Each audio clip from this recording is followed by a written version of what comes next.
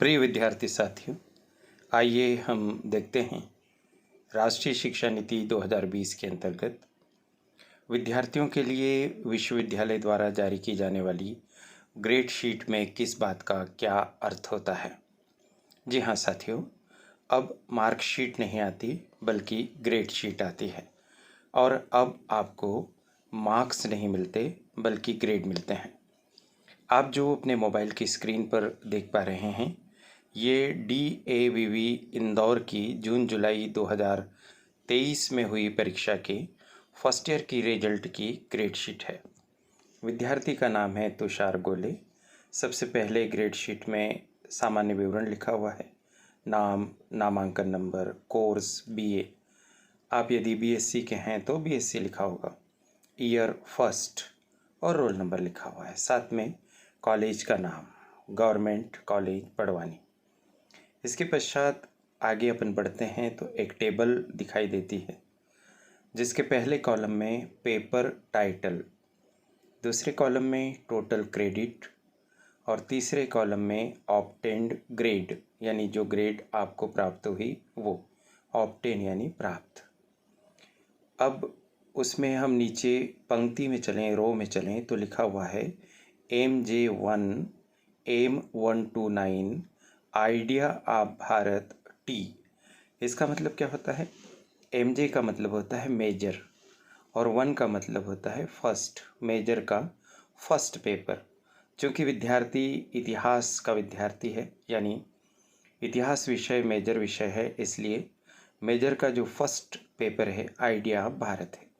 और जो ब्रैकेट में T लिखा हुआ है, T का मतलब है थियोरी यानी थियोरी का पेपर है। टोटल क्रेडिट है 6 और ऑब्टेन ग्रेड है B+।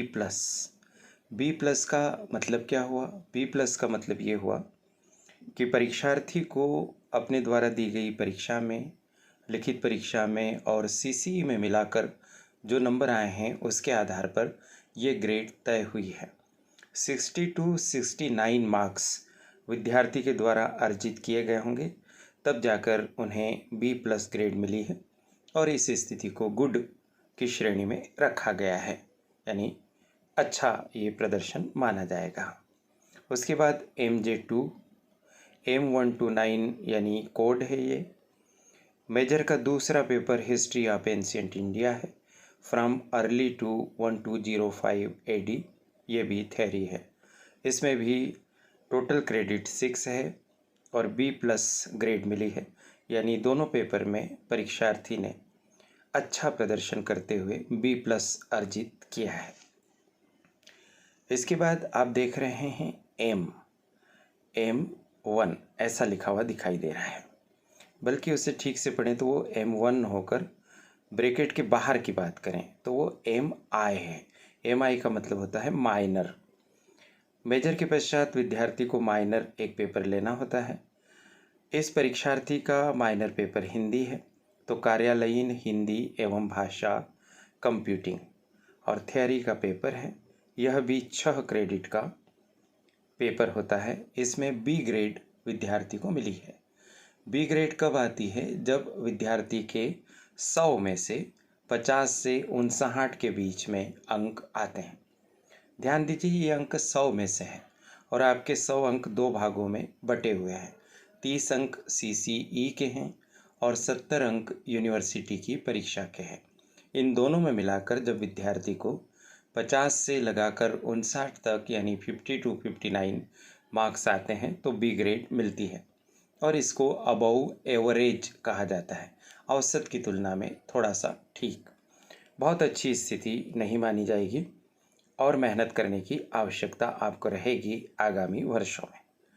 उसके बाद है GE जनरल इलेक्टिव, ऐसा इसका मतलब होता है और परीक्षार्थी ने जनरल इलेक्टिव के तौर पर सोशियोलॉजी का चयन किया है और उसका पेपर है basic concepts of sociology. Bracket में T यानी थियोरी लिखा हुआ है।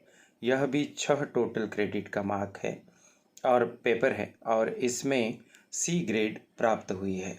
C ग्रेड कब मिलती है? जब आप 40 to 49 मार्क्स लाते हैं, यानी 100 में से या तो 40, 41, 42, 43, कुछ भी 40 से 49 के बीच में कोई भी। ये एवरेज स्थिति है, इसमें काफ़ी सुधार की अभी गुंजाइश दिखाई देती है। आगे और हम बढ़ते हैं तो वोकेशनल कोर्स दिखाई देता है। वीसी का मतलब होता है vocational course. Personality development T, व्यक्तित्व विकास वोकेशनल कोर्स चुना है परीक्षार्थी ने। थ्योरी का ये रिजल्ट है। वोकेशनल कोर्स की थ्योरी की जो परीक्षा होती है उसके क्रेडिट पॉइंट 2 हैं और उसमें परीक्षार्थी ने B+ की ग्रेड प्राप्त की है। B+ यानी गुड, यानी 60 to 69 मार्क्स यहाँ पर थ्योरी में परीक्षार्थी लाने में सफल रहे हैं। इसके बाद वोकेशनल कोर्स VC फिर लिखा हुआ है, कोड लिखा हुआ है V308 पर्सनालिटी डेवलपमेंट और P लिखा हुआ है। P का मतलब होता है प्रैक्टिकल। 2 क्रेडिट का प्रैक्टिकल है और ग्रेड मिली है O। O का मतलब होता है आउटस्टैंडिंग। साथियों, यही सबसे अच्छी ग्रेड मानी जाती है और यह तब मिलती है आपको जब आप 90 to 100 आप मार्क्स लाते हैं, 90 से लगाकर 100 के बीच में, तब आपको आउटस्टैंडिंग ग्रेड मिलती है। परीक्षार्थी ने पर्सनालिटी डेवलपमेंट के प्रैक्टिकल में अच्छा परिश्रम किया होगा, अच्छे से अपना प्रदर्शन किया होगा, तब जाकर 90 to 100 मार्क्स मिले होंगे और यह एक बहुत ही शानदार प्रदर्शन माना जाएगा। इसके बाद आप देख रहे हैं FC1 यानी फाउंडेशन कोर्स 1। फाउंडेशन कोर्स 1 में 2 पेपर हैं। पहला पेपर है लैंग्वेज एंड कल्चर, जिसको हम हिंदी भाषा कह देते हैं, और दूसरा पेपर है इंग्लिश लैंग्वेज एंड कल्चर। ये दोनों ही पेपर थ्योरी के हैं। इनकी टोटल क्रेडिट 4 है, यानी हिंदी के 2 और इंग्लिश के 2। इसमें परीक्षार्थी की C ग्रेड आई है, यानी एवरेज ग्रेड प्राप्त करने में परीक्षार्थी सफल रहा है। 40 to 49 मार्क्स इसमें मिले होंगे। इंग्लिश की वजह से सामान्यतः ग्रेड थोड़ी सी डाउन हो जाती है। आपको सलाह है कि आप आधार पाठ्यक्रम के पेपर्स को बहुत फोकस करें, अच्छे से इन्हें पढ़ें ताकि आपका परसेंटेज अच्छा बन सके। फाउंडेशन कोर्स 2 की तरफ बढ़ें तो फर्स्ट ईयर में है एनवायरमेंटल एजुकेशन, पर्यावरणीय शिक्षा, और दूसरा पेपर है योग एंड मेडिटेशन, योग और ध्यान। थ्योरी है, वही 4 क्रेडिट पॉइंट है। C यहाँ पर भी प्राप्त हुआ है। C यानी 40 से 49 के बीच में परीक्षार्थी नंबर लेकर आया होगा। अब उसके बाद है PR यानी प्रोजेक्ट, और प्रोजेक्ट में फील्ड प्रोजेक्ट परीक्षार्थी के द्वारा चुना गया। ब्रैकेट में P लिखा हुआ है यानी प्रैक्टिकल। 4 क्रेडिट हैं और 4 क्रेडिट में हम रिज़ल्ट देखें तो बहुत ही बढ़िया रिज़ल्ट है। O आउटस्टैंडिंग, यानी फील्ड स्टडी में भी परीक्षार्थी 90 to 100 के बीच में मार्क्स लाने में सफल रहे हैं। इस तरह से जो भी आपके विषय होंगे आप उसमें देख लीजिए। अगर आप साइंस के स्टूडेंट्स हैं तो बीच बीच में प्रैक्टिकल्स भी होंगे, जैसे theory practical, chemistry theory, chemistry practical, इस तरह से होंगे। तो आप ऐसे अपने ग्रेड को देख लें, क्रेडिट पॉइंट्स को देख लें और उस आधार पर आप यहाँ तक समझ लें। अब आगे आप देख रहे हैं, फिर से आपको एक टेबल बनी हुई दिखाई दे रही है। इस टेबल में कुल मिलाकर 3 कॉलम हमें दिखते हैं। सबसे पहले है रिज़ल्ट। रिज़ल्ट में यहाँ पर जैसी भी आपकी स्थिति होगी, अगर आप पास होंगे तो पास, सप्लीमेंट्री होगी तो सप्लीमेंट्री, और फेल होंगे तो फेल। यहाँ पर परीक्षार्थी ने परिश्रम किया और वो पास हो गया है। उसके नीचे लिखा हुआ है apply for revel up to 27 सितंबर 2020। क्षमा करें, इसको फिर से सुन लीजिए। Apply for revel up to 27 सितंबर 2023, यानी 27 सितंबर 2023 तक आप पुनर्मूल्यांकन के लिए आवेदन कर सकते हैं। नए परीक्षार्थियों को इसे समझने में कठिनाई होती है, आप थोड़ा सा समझ लीजिए।